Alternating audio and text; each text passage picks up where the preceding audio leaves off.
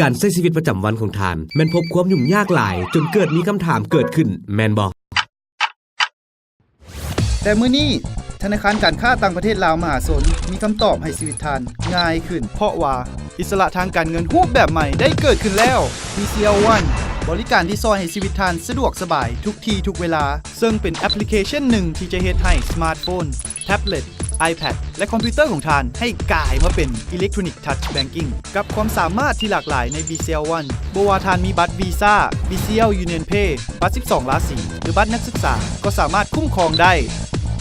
การโอนเงินการจ่ายค่าไฟฟ้าการจ่ายค่าน้ำประปาจ่ายค่าโทรศัพท์ทุกเครือข่ายซึ่งได้ทั้งแบบรายเดือนและแบบเติมเงินสามารถกดเบิ่งการเคลื่อนไหวบัญชีของท่าน